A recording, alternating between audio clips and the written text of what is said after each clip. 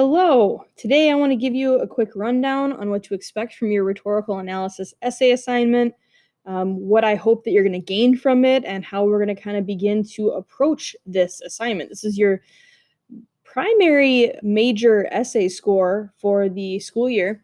And so it's going to be kind of a big deal. We want to practice our writing skills. We want to be able to communicate effectively and analytically about a text. So what I have pulled up here are learning goals and standards for the unit. And since this is our assessment, our culminating project or assessment for the unit rather than a test, here's what our goals are for this essay. You want to be able to identify rhetorical strategies being used by a speaker to make their point. We've been working on that so far with all of our discussions and analysis of the speeches we've done in class. I can explain why each rhetorical strategy is important and effective in the context of a speech. I can give examples from the text that support my analysis. It's going to be important. And I can communicate my analysis both in conversation and written composition. So you should be able to tell somebody, explain to somebody why and how a speech is great and effective. And you should also be able to write your opinions and observations and analysis down as well. And that's where the essay comes into play. Okay. So I'm going to encourage you to open up this document on Schoology once you're done watching this video. And it's going to explain to you what I'm expecting from this essay and what your goal is. Okay. So the assignment description. Now that we've read, we've had some practice in annotating and analyzing some great speeches throughout history. It's your turn to tackle a speech all on your own. Using the list of approved great speeches, all the texts are hyperlinked to the document for your convenience. You will select a speech with historical impact and quality examples of rhetoric. You will annotate your assigned speech using the ICE method of annotation that identify, classify, and evaluate or examine.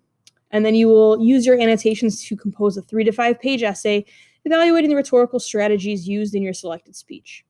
You will not need to use any outside resources other than the text of the speech, but you can use some if you find any that you would like to use, or if you want to go out of your way to bring in extra research. That's fair game. You just have to make sure that you cite them in proper MLA formatting. Okay, but again, that is not a requirement for this particular essay.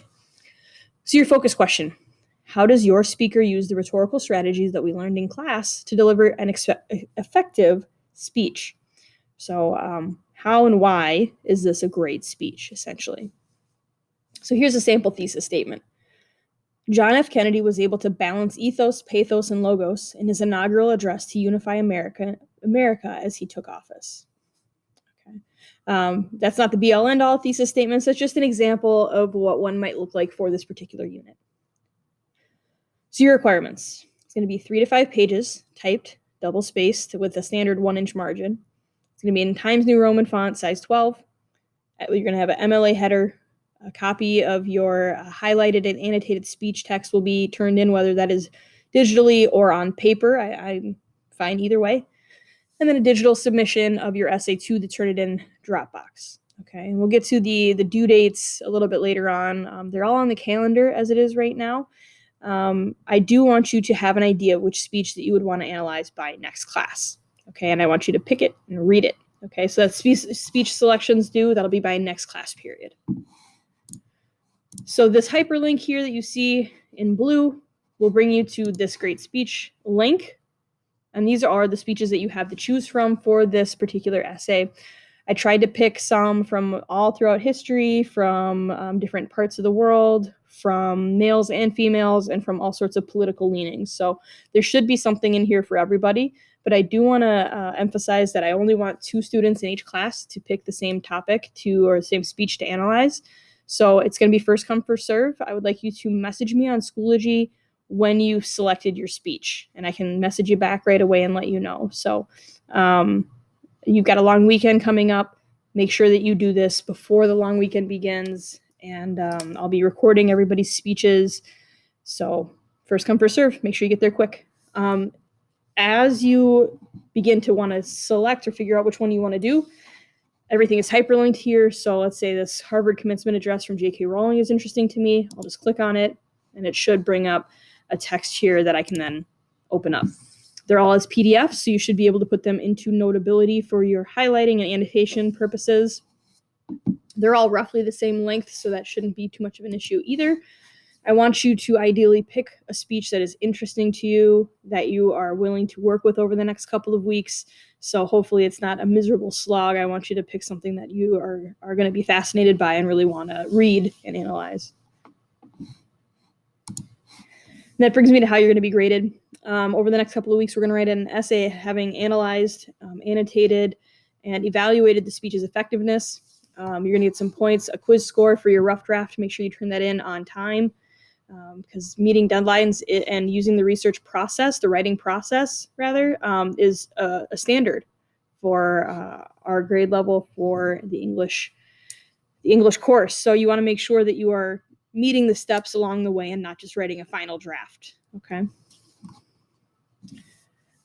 That said, when you do turn in your final draft, here's how you're going to be graded. You're going to be graded on your ability to briefly give the context for the speech. You're going to be able to focus your essay on analysis rather than summarizing the speech, which I've already noticed in some of your annotations so far, that you are more likely to just summarize rather than trying to figure out how things are being said.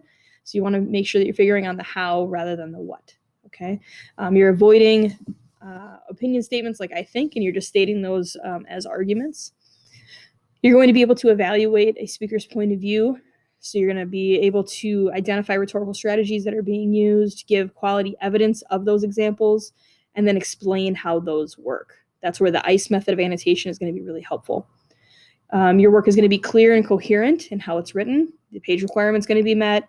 Your essay is going to be organized and easy to follow, and your arguments are going to build in a logical manner, or your analysis is going to build in a logical manner.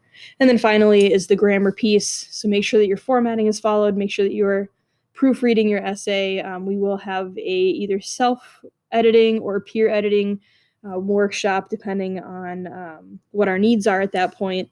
But make sure that you're correcting spelling, grammar, punctuation, word choice errors, and that your tone is academic and professional. So all of that is going to lead to a 40-point essay, which is, plus the 10-point quiz score for your rough draft is going to be roughly the equivalent of a test for any other unit. So that's what we've got coming up. Your assignment now, your job before next class is to take a look at this great speech link and figure out which speech you're going to want to spend some time with over the next couple of weeks, analyzing and writing about. So once you have your speech selection in mind, send me a Schoology message and make sure that a couple other people haven't already taken it, and I'll respond back to you and let you know whether it's yours or not. Okay. As always, if you have any questions, feel free to message me or email me, and I will get back to you. Have a wonderful rest of your day.